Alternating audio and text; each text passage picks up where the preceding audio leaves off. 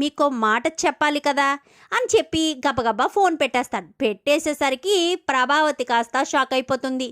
ఇదేంటిది ఎలా చెప్తున్నారు? నిజంగా నిద్ర మాత్రలు మింగేసిందా?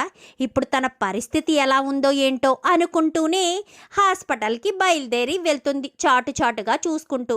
అది కాస్త మీనా చూసి, ఏంటి అత్తయ్య గారు ఎక్కడికో ఫోన్ వచ్చిందండి, హడావిడిగా అటు ఇటు ఎవరైనా ఉన్నారా లేదా అని టెన్షన్ పడుతూ నిద్ర మాత్రలు అంటూ పైకి మాట్లాడి వెళ్ళారండి అని చెప్పనేసరికి, నిద్ర మాత్రలేంటి, అసలు అమ్మ ఎక్కడికి వెళ్తుంది, పద వెళ్దామని ఇంకా బాలు మీనా వెనకాల ఫాలో అవుతారు.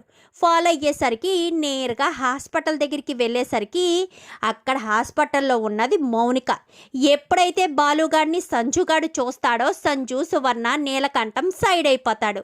ఇంకా బాలు గబగబా వెళ్ళి చూసేసరికి హాస్పిటల్ బెడ్ మీద ఉండి కొన ఊపిరితో కొట్టుమిట్టాడుతూ ఉంటుంది. ఈ అమ్మాయి చాలా నిద్ర మాత్రలు మింగేసింది, చాలా పెద్ద కేసు అవుతుంది, ముందు మీరు పోలీస్ కంప్లైంట్ ఇవ్వండి అని చెప్పాను. కానీ సరే మీరు ట్రీట్మెంట్ స్టార్ట్ చేయండి, నేను వెంటనే పోలీస్ కంప్లైంట్ ఇస్తానని బాలు కాస్త గబగబా వెళ్ళి ఇంకా పోలీస్ కంప్లైంట్ ఇచ్చి వస్తాడు. వచ్చిన తర్వాత ఆ నిద్ర మాత్రలన్నీ కూడా కక్కేస్తారు. ఏం జరిగింది ప్రభావతమ్మ, ఎవరు నీకు ఫోన్ చేశారు, అసలు మౌనిక నిద్ర మాత్రలు మింగింది అని ఎవరు చెప్పారు అని చెప్పనేసరికి, అల్లుడు గారు ఫోన్ చేశారు బాలు, ఫోన్ చేసి ఇలా ఏదో అబ్బాయితో మాట్లాడుతూ ఉంటే నేను నిలదీశాను, ఆ మాత్రం దానికే మనసు నొచ్చుకుని వెళ్ళి నిద్ర మాత్రలు మింగేసింది అని చెప్పారని. కానీ అసలు నీకు బొద్దుందా ప్రభావతమ్మ, నీ కూతురు గురించి ఎవరైనా చెడుగా చెప్తే నమ్మేస్తావా? అంటే నీ కూతురు మీద నీకు నమ్మకం లేదు, మౌనిక ఎలాంటిదో నీకు తెలియదు, నువ్వు చూసిన సంబంధం మంచిదా కాదా అని కూడా వెనకాడకుండా పెళ్లి చేసుకున్నందుకు తన మీదే నింద వేస్తున్నారా అని చెప్పనేసరికి, పేషెంట్ దగ్గర కాదండి, కొంచెం బయట వెయిట్ చేయండి, పేషెంట్ స్పృహలోకి వచ్చాక అప్పుడు మాట్లాడండి అని చెప్పనేసరికి, అది కాదురా బాలు, అదే నిజమై ఉండొచ్చు కదా అనగానే, మాట్లాడకమ్మా, నిజంగా మౌనిక అలాంటిది కాదు, మౌనిక తప్పు చేసే పిల్ల కాదు, వాడే మంచివాడు కాదు, వాడే ఏదో చేసుంటాడు, అందుకనే ఈ రకంగా చెప్తున్నాడు అని చెప్పనేసరికి అమ్మాయి స్పృహలోకి వచ్చింది అని చెప్పనగానే ఇంకా అందరూ కూడా లోపలికి వెళ్తారు. సత్యం అయితే లోపలికి వెళ్ళి, ఏం జరిగిందిరా, ఏం జరిగింది అంటూ తల నిమురుతూ అడిగేసరికి నాన్న అంటూ ఏడుస్తూ ఉంటుంది. ఈలోపు చేతుల మీద గాయాలు, మెళ్ళ మీద గాయాలు, ఇంకా కళ్ళు వాసిపోయి ఇంకా చాలా దారుణంగా మొహం కూడా పీకిపోయి ఉంటుంది. ఇందాక చూస్తారు కానీ అంతగా అబ్జర్వ్ చేయరు. ఎప్పుడైతే మౌనిక స్పృహలోకి వస్తుందో చేతుల నిండా కూడా గాయాలు ఉండేసరికి ఒక్కసారిగా ప్రభావతి షాక్ అయిపోతుంది. ఏంటి మౌనిక, ఏంటిదంతా అని చెప్పాను. కానీ మనమంతా మోసపోయామమ్మా, ఆ సంజు మంచివాడు కాదసలు, నన్ను ఇష్టంతోని ప్రేమతోని పెళ్లి చేసుకోలేదమ్మా, వాడు కావాలని కక్షతో పెళ్లి చేసుకున్నాడు, నీకు డబ్బంటే ఇష్టమని నీకు డబ్బు ఎరవేసి నన్ను ట్రాప్లో దించి అన్నయ్య ఎంత చెప్తున్నా వినిపించుకోకుండా మొత్తానికైతే నా మెడలో తాళి కట్టాడు. తాళి కట్టి ఇంటికి తీసుకువెళ్ళింది మొదలు ఈ రోజు వరకు నన్ను టార్చర్ పెడుతూనే ఉన్నాడు అని చెప్పనేసరికి, నువ్వు ఎవరితోనో అబ్బాయితో అని చెప్పాను. కానీ నేను ఆ ఇంట్లోకి అడుగు పెట్టింది మొదలు ఈ రోజు వరకు కూడా నా చేతిలో ఫోనే లేదమ్మా, నేను ఫోన్ మాట్లాడడానికి కూడా నాకు అవకాశం లేదు, నేను ఇంట్లో అడుగు పెట్టడంతోటే నా ఫోన్ తీసేసుకున్నారు.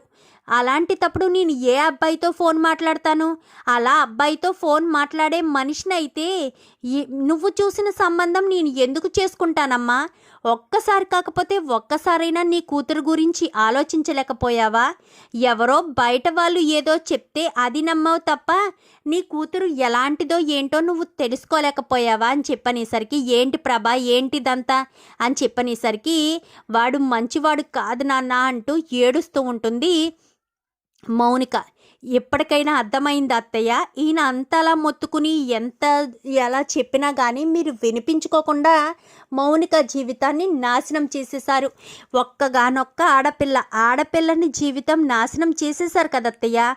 డబ్బు డబ్బు డబ్బు అని అదే చూసుకున్నారే తప్ప అసలు వాడు మంచివాడా కాదనేది కూడా ఆలోచించలేకపోయారు. వాడిని చూడడంతో ఎవరైనా సరే వాడి మనస్తత్వం ఏంటో గెస్ చేయగలరు.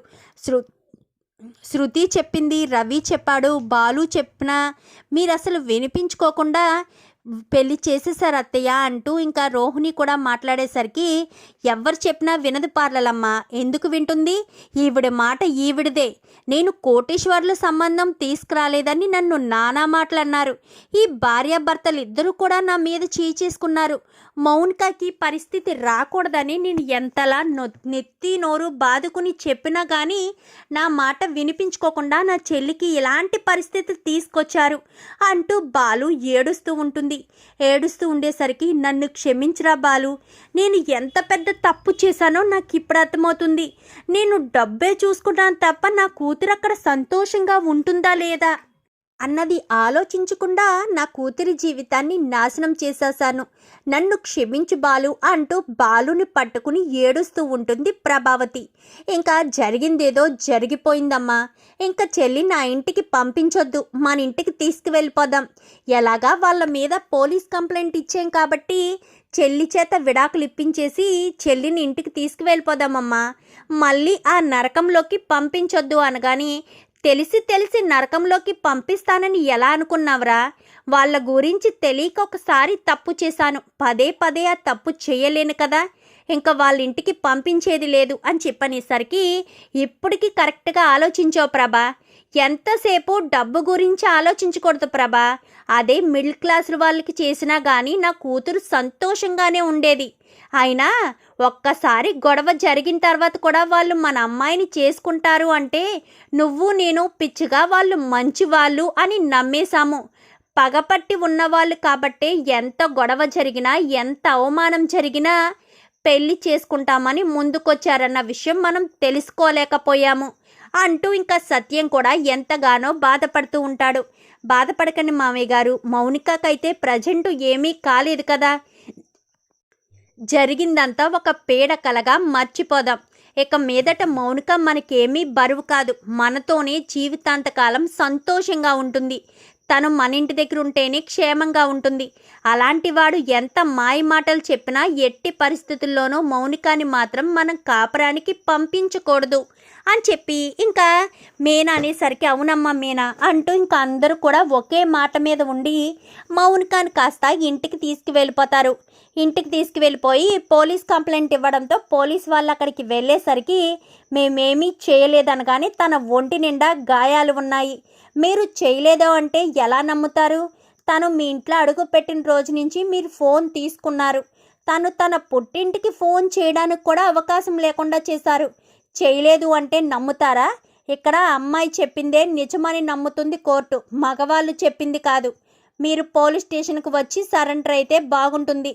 పైగా మీరు ఆ అమ్మాయికి విడాకులు కూడా ఇవ్వాలి, ఆ కేసు కూడా పెట్టారు అంటూ చెప్పేసరికి ఒక్కసారిగా సంజు షాక్ అవుతాడు. ఇదేంటిది, ఆ బాలుగాడిని టార్చర్ పెడదామని నేను ఇంత ప్లాన్ చేసుకుంటే అటు తిరిగి ఇటు తిరిగి నాకే వచ్చిందేంటి? ఈ మౌనిక బాధలన్నీ భరించి ఊరుకుంటుందనుకున్నాను, పీకల మీదకి తెచ్చుకుని అటు తిప్పి ఇటు తిప్పి నా మీదకే వస్తుందని అస్సలు అనుకోలేదు అనుకుంటూ ఉంటాడు.